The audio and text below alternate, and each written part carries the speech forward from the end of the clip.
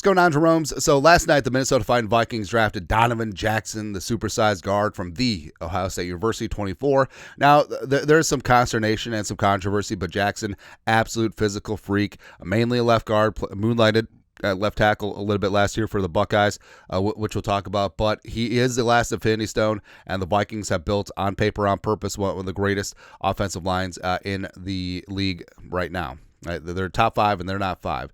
But again, there's some controversy and consternation, but here are 10 reasons why Donovan Jackson was the absolute perfect pick for the Vikings. Number one, Donovan Jackson is a dude, man. He's just an absolute dude. Rock solid. No more undersized offensive linemen, but Jackson, he's got the size, he's got the mass, he's got the ass, he's got the strength, he's got the explosiveness, he's got great horizontal, lateral movement as well, and size, wingspan, physically imposing, finishing, blocks, anchor for days. Like, he's got everything, man. Like, can block man, can block gap, can block wide zone, and everything. Plus, high football IQ, loves the game, humble, hardworking, lunch pail type player, fits in perfectly with the Vikings culture and ethos. And you just tell, like, at Ohio State, like, him and McLaughlin at center, him at Simmons at tackle, just out there communicating, he's going to fit in perfectly in between Darisaw and Ryan Kelly immediately, because he is the last offensive line piece. Plus, what's great about him is that he is indeed a true blue left tackle. Left guard. The left tackle stuff is just a bonus. So he just slots in day one as a starter. And now, all right, so Will Fries has been a right guard next to Ryan Kelly for a number of years in Indianapolis. They already have that built-in chemistry on that side. And likely they're going to keep Fries at right guard anyway, but this cements it. And it isn't a right guard flipping over to left guard. It isn't a tackle reducing inside. It's a true left guard at the left guard position. Everyone gets to play their normal spot, and it's really good. Also, in the draft, there's a pretty big drop-off on interior offensive line after Jackson, because if you look at the first round, remember when everyone was like booing me for saying that Booker was a first-round pick? Boo. Tyler Booker's a badass too, man. High school teammate J.J. McCarthy, of course he is. Number 12 overall to the Cowboys. Gray Zabel, our guy, going to the Seahawks at 18. And with Jackson, after Booker, Zabel, and Jackson, there was a pretty steep drop-off in terms of interior offensive line. Like, guys that probably would be more competing for a spot as opposed to guys who would you would wager to win a starting spot immediately. Guys like Tate Ratledge in day 2, I like a lot, but also there's a lot of offensive tackles that look to kick inside at the NFL, and the Vikings did meet with 3 of them for top 30 visits. Jonah Savanaya from Arizona, Ariante Grande Ursery from the Gophers, and Marcus Bowe from Purdue. And I know that's something that sometimes I get worried about it, and a lot of people complain about tackles becoming guards. Jackson is a guard. Like, again, don't let the left tackle snaps fool you. Jackson is a guard. He's a guard.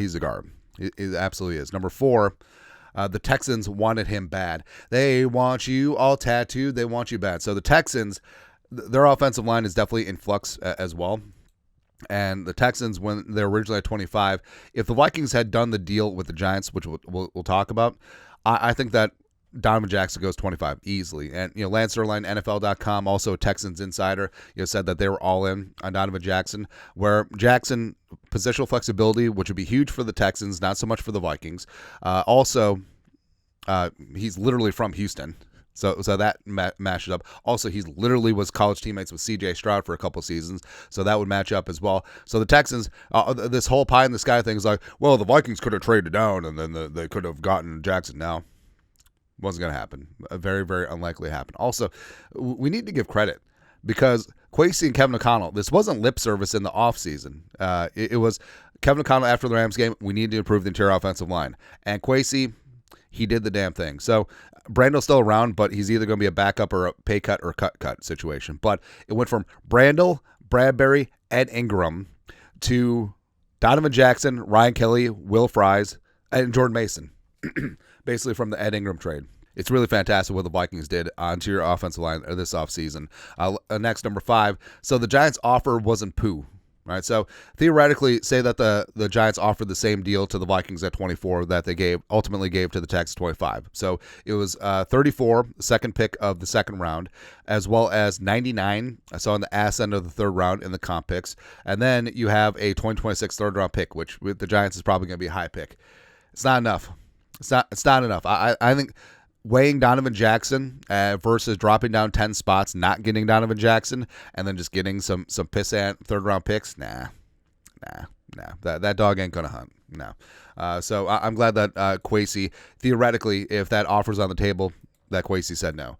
Also, he's a true left guard. Again, no moving of spots. He's a true left guard. And I know people make a big deal. It's like, well, he played offensive tackle, so he could be filling in for Darrisaw. Now, well, if Darrisaw has to miss some games to start 2025, just play Justin School, play Walter Rouse at left tackle, and go from there. Because Jackson, I mean, yeah, the tackle flexibility is great, but Jackson, just start him at his position where he's going to be for the next 10 years, which is left guard. It's really kind of more like Joe Thuney with the Chiefs, where they had him play left tackle last year, and he was bad.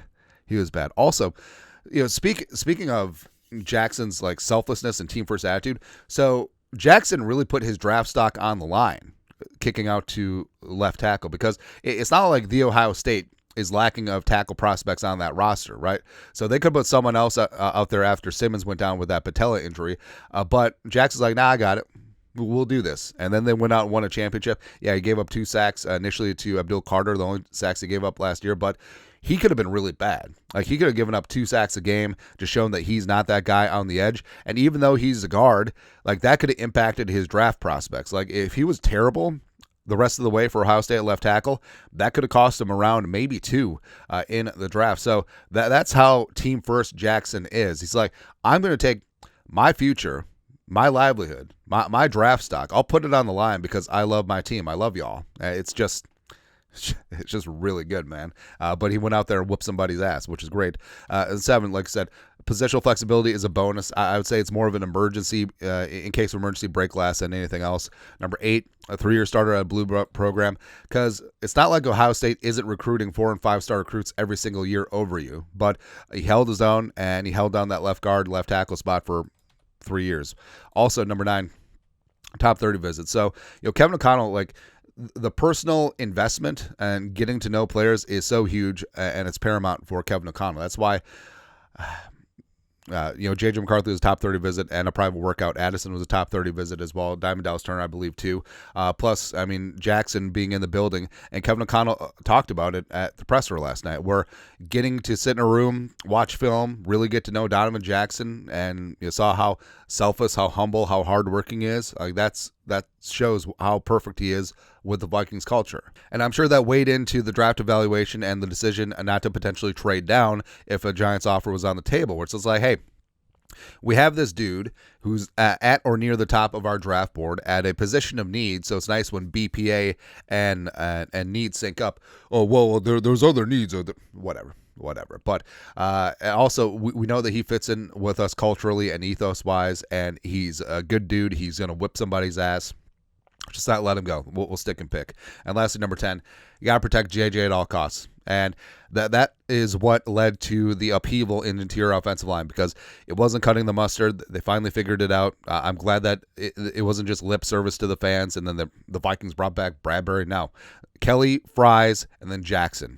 I mean, that's a really damn good interior offensive line to go with one of the best tackle duos in the National Football League. Protecting J.J. McCarthy, letting him work, giving him a great run game as well to run play action off of. Like, everything is working out, right? So Jackson, I love the pick. I think it's perfect for the Vikings, and we're going to be good to go. But that's it. That's at 10 reasons why Donovan Jackson was a perfect pick for the Minnesota Fighting Vikings. Let us know your thoughts. Our thoughts, comment section. You guys are the best. You know what to do. Skull production value.